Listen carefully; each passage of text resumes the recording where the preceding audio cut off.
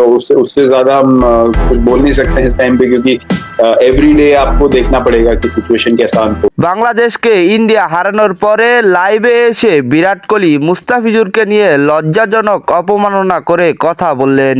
বিরাট কোহলি লাইভে এসে বললেন, মুস্তাফিজুর একজন বোলিং হয়েও রান করার জন্য ব্যাটিং করতে হচ্ছে তাকে। বাংলাদেশ দলের ব্যাটিংদের এমন দুর্বল অবস্থা তা আগে কখনোই জানা ছিল না। বাংলাদেশ আমাদের সাথে কখনোই জিততে পারবে না। ইন্ডিয়ার বোলিং এর কাছে উড়ে গেল বাংলাদেশের ব্যাটিংরা। এত সহজেই ইন্ডিয়ার কাছে হার মেনে যাবে বাংলাদেশ, এটা অবিশ্বাস্য ছিল। মাত্র 127 রান করে 10 উইকেট হারিয়ে অল আউট হয়ে গেল বাংলাদেশ দল। শেষ পর্যন্ত বাংলাদেশ দলের হয়ে লড়াই করেছেন মেহেদী হাসান মিরাজ। 32 বলে 35 রান করেছেন তিনি।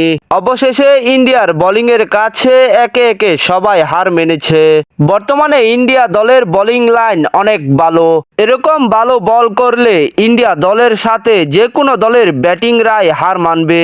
তবে এখন মাত্র বাংলাদেশ দলের বোলিং দেখার অপেক্ষায়। বাংলাদেশ যদি ভালো বল করতে পারে তাহলে খেলাটা টানাটান উত্তেজনায় জিতার দিকে এগিয়ে যাবে। বর্তমানে বাংলাদেশের টি-20 দলের বোলিং লাইন অনেক ভালো।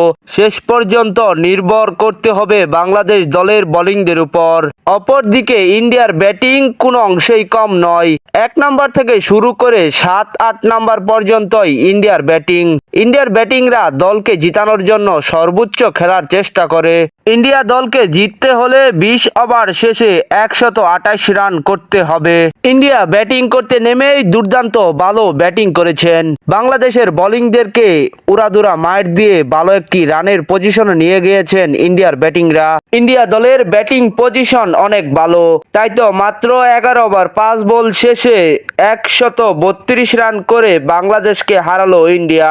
মাত্র 3টি উইকেট গিয়েছে ইন্ডিয়ার, আরো 7টি উইকেট পরাজিত ছিল।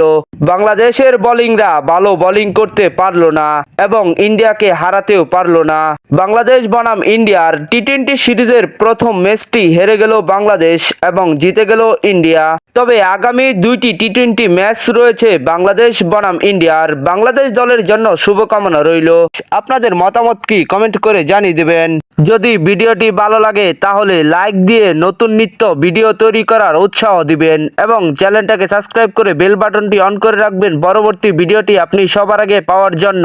সবাই ভালো থাকবেন, সুস্থ থাকবেন, দেখা হবে পরবর্তী আরেকটি ভিডিওতে।